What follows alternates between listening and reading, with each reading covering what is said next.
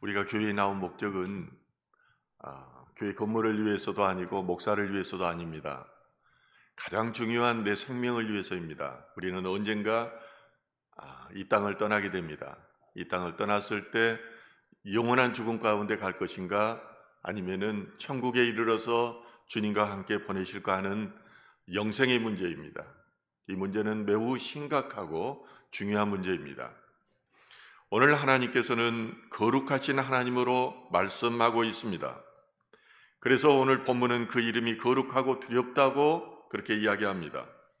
하나님을 인격적으로 알게 되면은 그 하나님께서 일하심이, 그리고 이 땅을 다스리심이 놀랍기 때문에 두려워 떨게 되는 것입니다. 거룩함은 하나님의 근본적인 특성입니다. 거룩하신 하나님은 강한 바람과 그리고 지진으로 임재하시길 뿐만 아니라 하나님의 영광으로도 임재하시는 것입니다. 성경에는 거룩하다, 거룩하다, 거룩하다고 하는 거룩에 3번 연이어서 말씀하는 것이 2번에 걸쳐 나오고 있습니다. 이사야서 6장 3절은 서로 불러 이르되 거룩하다, 거룩하다, 거룩하다, 만군의 여호와여 그의 영광이 온 땅에 충만하도다 하더라. 그리고 요한계시록 4장 8절에서는 네 생물은 각각 6날개를 가졌고 그 안과 주에는 눈물이 가득하더라. 그들이 밤낮 쉬지 않고 이르기를 거룩하다, 거룩하다, 거룩하다 주 하나님 곧 전능하신 이여 전에도 계셨고 이제도 계시고 장차 오실 이시라 하고 그렇습니다. 이사야 선지자는 의로운 사람이었습니다. 그럼에도 불구하고 하나님을 보좌 앞에 올라가서 그분을 보고 나니까 죄가 떠올랐던 것입니다. 그러므로 내가 이제 죽게 생겼다고 그렇게 말을 한 것입니다. 심지어 천상에 있는 천사들도 6날개에 4개를 가지고 얼굴과 발을 가렸습니다. 그리고 거룩하다, 거룩하다, 거룩하다고 그렇게 노래하고 있는 것입니다. 이처럼 하나님의 인재를 경험한 사람들은 하나님을 경험하게 되어 있습니다. 그 앞에 두려워 떨게 되어 있는 것입니다. 저 또한 하나님의 살아계심과 일하심을 보았기 때문에 그 앞에서 떨었고 그리고 그분 앞에 섬기고 찬양하는 일로 평생을 보내고자 하는 것입니다.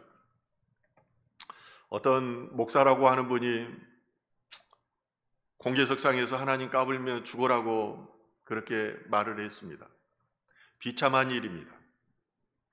저는 그분이 하나님을 믿을까 의문스럽습니다. 하나님을 알고 하나님을 믿으면은 결코 그런 말을 할 수가 없습니다. 두려워서 그런 말을 못합니다. 시편 111절 1절은 이렇게 말합니다. 할렐루야 내가 정직한 자들의 모임과 회중 가운데 진심으로 여호와께 감사하리로다. 할렐루야라고 먼저 말을 합니다. 여호와를 찬양하라는 것입니다. 나뿐만 아니라 하나님의 임재 앞에서 너희는 그를 찬양하고 그에게 감사하라고 오늘 시편 기자는 말하고 있는 것입니다. 시편 기자는 정직한 사람들의 모임에서 전심으로 하나님께 감사를 했습니다. 그리고 이어서 말합니다. 여호와께서 자기를 경외하는 자들에게 양식을 주시며 그의 언약을 영원히 기억하시리로다. 이처럼 하나님의 거룩하심과 위대하심을 경험하게 되면은 하나님께 늘 감사하게 됩니다. 그리고 매일 찬양하게 되는 것입니다. 그러면서 시인은 우리가 하나님을 찬양하고 감사해야 될 이유에 대해서 오늘 본문에서 말씀합니다. 그것은 이 하나님의 일하심이 위대하시다는 것입니다. 그의 영광과 유용과 의로움이 가득하다는 것입니다. 진실로 공의로우며 거룩하기 때문이라고 말씀하고 있습니다. 바로 하나님의 진실과 공의와 거룩은 하나님의 속성입니다. 하나님만이 진실하시며 공의로우며 정의로운 것입니다. 이 땅에 있는 그 누구도 이런 하나님의 속성을 흉내낼 수도 없습니다. 그렇다면 거룩은 무엇일까요? 거룩은 분리된 것을 말합니다. 절단된 것을 말합니다. 반대되는 것이 거룩에 반대되는 말이 속되다는 것입니다. 그래서 거룩은 속된 것으로부터 분리되어 있는 상태, 또 성스러운 것이 하나님이 계시신 것인 것입니다. 오늘날 우리가 믿음 안에 있으면 가정이 성스러운 것입니다. 하나님이 거하는 가족은 현관에서 생수가 흘러넘칩니다. 우리가 교회에서 하나님의 임재를 경험하게 되면 그것이 바로 거룩한 성스러운 것입니다. 교회는 프로그램으로 하는 것이 아닙니다. 오직 하나님의 영광이 거하는 곳입니다. 야고보는 베델에서 하나님의 임재를 경험했습니다. 그리고 말하기를 이 얼마나 두려운 곳인가라고 합니다. 모세도 자신이 선 장소가 거룩한 땅이라는 말씀을 듣고 그곳을 더럽히지 않기 위해서 발에서 신을 벗었습니다. 예루살렘은 성전이 있는 곳이기 때문에 그곳이 거룩한 것이었고, 또한 그 도시는 거룩한 도시였습니다. 신의 산은 하나님의 말씀을 받은 곳이었기에 그가 거룩한 것이었습니다. 그래서 신의 산을 침범하는 자는 죽음을 면치 못한다는 그런 생각을 갖고 있었습니다. 법궤 또한 하나님의 임재가 거하는 것입니다. 천사들 그룹이 이렇게 날개짓하고 법궤를 덮고 있는데 그것이 바로 하나님의 임재가 있는 곳입니다. 사무엘라 6장 6절에서 7절 보면 이런 말씀이 나옵니다. 그들이 나곤의 타작마당에 이르러서는 소들이 띠므로 우사가 손을 들어 하나님의 궤를 붙들었더니 여호와 하나님이 우사가 잘못함으로 말미암아 진노하사 그를 그곳에서 치시니 그가 거기에 하나님의 궤 곁에서 죽느니라. 우사가 왜 죽음을 당하였을까요? 아비나답의 집에서 20년 동안 머물던 법궤가 이제 다윗성으로 옮겨가고 있었습니다. 이제 달구지에 있는 소가 날뛰므로 그 법궤가 떨어지려고 하자 이제 우사가 그 법궤를 만진 것입니다. 원래 법궤는 누가 싣게 돼 있죠? 레인이 그것을 옮기도록 되어 있습니다. 그리고 레인만이 법궤를 만질 수가 있습니다. 그러나 레인이 아니었던 사람이 이것을 만짐으로 죽음을 당하였던 것입니다. 레위기 19장 1절과 2절은 말합니다. 여호와께서 모세에게 말씀하여 이르시되 너는 이스라엘 자손의 온 회중에게 말하여 이르라. 너희가 거룩하라. 이는 나 여호와 너의 하나님이 거룩함이니라. 거룩이라는 것은 하나님의 속성의 공의가 드러난 상태가 거룩인 것입니다. 그래서 레위기서의 키워드가 바로 거룩인 것입니다. 거룩해야 한다는 말 속에는 하나님의 가르침이 늘 따랐습니다. 그것은 너희의 부모를 공경하라는 것입니다. 또한 안식일을 잘 준수하라는 것입니다. 가난한 사람들과 이방인을 섬기며 그리고 사회의 정의를 실현할 뿐만 아니라 너희가 사랑을 실천하라는 것입니다. 이탈리아 화가 라파엘의 명화 중에 이제 거룩한 가족이라는 그림이 있습니다. 이 그림은 요셉과 마리아가 그려져 있고 또 아기 예수님이 부모와 함께 있는 모습이 보이고 있습니다. 라파엘은 이 그림을 통해서 무엇을 말하려고 했을까요? 예수와 함께 있는 그 가정, 그것이 바로 거룩한 가정이라는 것입니다. 하나님의 명령에 따라 구약의 이스라엘 백성들은 거룩한 삶을 살려고 노력했습니다.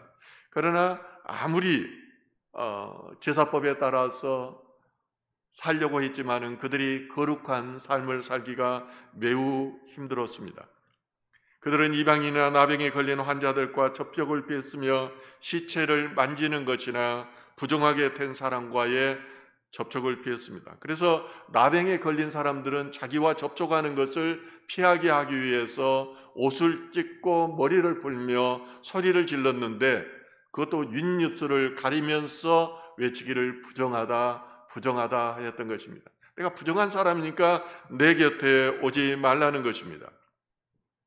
부정한 사람이 정결케 되려면 집 밖으로 7일간 나가서 그것의 정결욕조에서 정결 의식을 치러야 되었습니다. 그리고 나서 제사장 앞에 가서 붉은 암소의 죄를 물어 섞어서 그에게 뿌리는 절차를 가져야 되었습니다.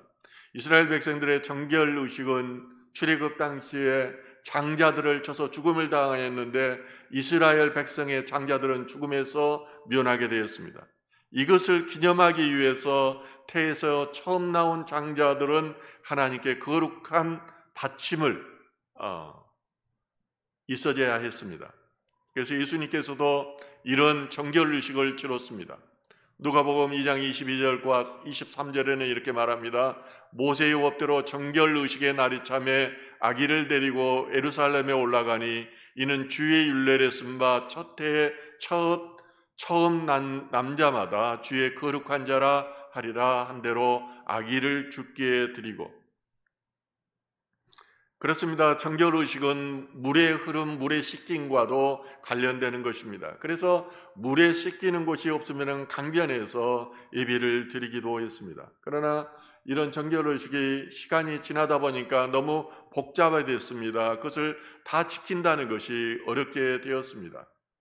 그러다 보니까 정결의식이 형식주의로 흐르게 된 것입니다. 거룩의 본질을 잊어버리고 거룩의 형식만 남은 것입니다. 예수님은 하나님의 아들입니다. 그리고 거룩의 본체이십니다. 정결법에 따르면 부정이 정결을 만나면 부정하게 되어 있습니다. 그래서 정결의식을 치르는 중에도 목욕탕이 있는데 목욕탕이 들어가는 곳과 나오는 곳이 각각 분리되어 있습니다. 만약에 목욕을 하고 나온 사람이 목욕하지 않는 사람과 부딪히면 부정하게 된다는 것이었습니다. 예수님은 거룩 자체였습니다. 예수님이 부정을 만나면 거룩하게 된 것입니다. 나병 환자를 만나면 부정하게 되는 것이 아니라 그 나병이 치유케 되었다는 것입니다.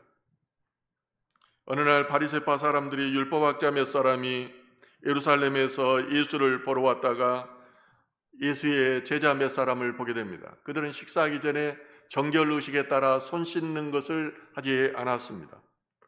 그러므로 그들은 이제 예수께 묻습니다. 왜 당신의 제자들은 우리의 왜 간섭을 따르지 않고 더러운 손으로 식사를 합니까? 예수께서 뭐라고 대답하십니까? 유선자들아, 가면을 쓴 사람이라고 말합니다. 페르소나라고 말하는 것입니다. 이사야가 너희에 대해 이미 지적한 예언을 하였다. 이 백성이 나를 섬긴다고 주장하지만 사실은 말로만 나를 섬길 뿐 마음은 내게서 아주 멀리 떠나가 있다. 그렇습니다. 그들의 유대인들의 전통을 가지고 율법을 변질시켰던 것입니다. 율법의 본질인 예수 그리스도가 왔는데도 이 본질을 향해서 왜 거룩하지 않냐고 말하고 있는 것입니다. 그래서 마태복음 23장 25절은 말합니다. 화 있을진저 외식하는 서기관들과 바리새인이여 장과 대접에 곁은 깨끗이 하되 그 안에는 탐욕과 방탕으로 가득하게 하는도다. 오늘날 이 사회는 죄와 어둠으로 가득해 있습니다. 하나님이 말씀이 없으니 진리와 정의의 개념도 혼돈되어지고 있습니다. 한마디로 목소리 큰 사람들이 바로 이기는 그런 세상이 된 것입니다. 깨어 있으면은 무엇이 진리인지 무엇이 하나님의 뜻인지를 알게 되는 것입니다. 그런데 깨어 있지 않기 때문에 어둠 가운데 있기 때문에 분별력을 잃고 또 그런 것을 옳다고 말하고 옳은 것을 그르다고 말하는 비참한 상황에 이르게 된 것입니다. 그러므로 바울은 디모데에게 이렇게 말합니다. 디모데후서 3장 1절에서 5절까지 말씀입니다. 너는 이것을 알라.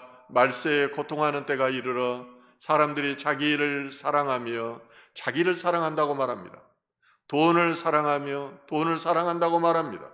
자랑하며 교만하며 비방하며 부모를 거역하며 감사하지 아니하며 거룩하지 아니하며. 세상과 분리된 그런 삶을 살지 않기 때문에 거룩하지 않은 것입니다. 무정하며 온통함을 풀지 아니하며 모함하며 절제하지 못하며 사나우며 선한 것을 좋아하지 아니하며 배신하며 조급하며 자만하며 쾌락을 사랑하기를 하나님 사랑하는 것보다 더하며 경건의 모양은 있으나 경건의 능력을 부인하니 이 같은 자들에게 내가 돌아서라.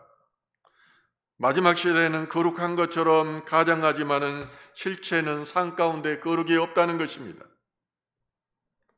하나님께서는 내가 거룩하니 너희도 거룩하고 하라고 말씀하십니다. 예수님께서는 이 땅에 오심으로 거룩한 삶을 사셨습니다. 그리고 예수님께서는 우리에게 거룩하라고 말씀하시지 않았습니다. 너희는 내 안에 거하라는 것입니다.